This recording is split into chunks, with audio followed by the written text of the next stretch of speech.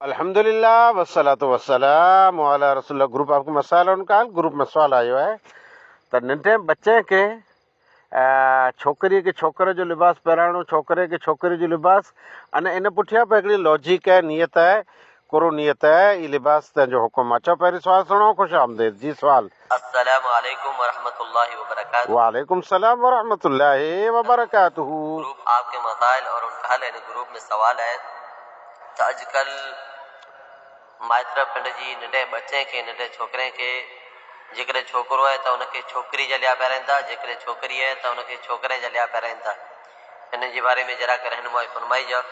अमुक माण्हुनि जो नज़रियो ई वेठो, जेकॾहिं छोकिरो आहे त उनखे छोकिरी जा लिया इन मक़सदु पहिराइनि था की हिन छोकिरे पुठियां असांखे अलाह छोकिरी ॾे, अने जेकॾहिं को छोकिरी आहे त उन छोकिरी खे छोकिरे जा लिया पहिराइनि था त हिन खां पुठियां जेकर असांजो औलाद थिए त उहो छोकिरो थिए।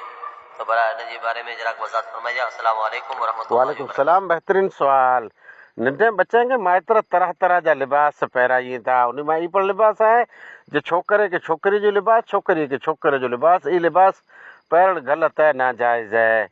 मर्द औरत जो लिबास न पहिरे सघे, औरत मर्द जो लिबास न पहिरे सघे। मर्द ने औरत वॾी उमिरि वारा आहिनि, पर नंढी उमिरि में पण कंट्रोल थियो खपे। हाणे हिते ॿियो मुंदो आहे, लिबास पहिराए जी नियत करो आहे।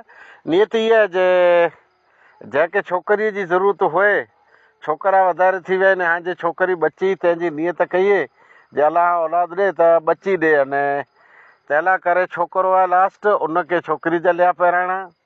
अने अहिड़ी तरह छोकिरियूं कंटिन्यू आहिनि। अने हिनखे छोकिरे जी नियत आहे त वरी उमेद इहा ज रखी न छोकिरीअ खे छोकिरे जा लिबास पहिराइनि था, जे भाउ अचे थो, भाउ अचे थो।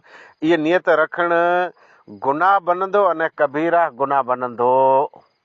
अहिड़ी नियत न आहे। पंहिंजी मर्ज़ीअ सां, पंहिंजे लिबास सां कोई अहिड़ो औलाद न मिले। अने क़िस्मत जे मिली वियो त ई माण्हू पोइ ॿिए खे राजा खे ॾस ॾिए था। अहिड़ी नियत न थिए खपे। अलाह पिंड जी मर्ज़ी से जेकी ॾे, जेतिरो ॾे, जीअं ॾे, जहिड़ो ॾे, इन मथे पाण राज़ी रहियो खपे।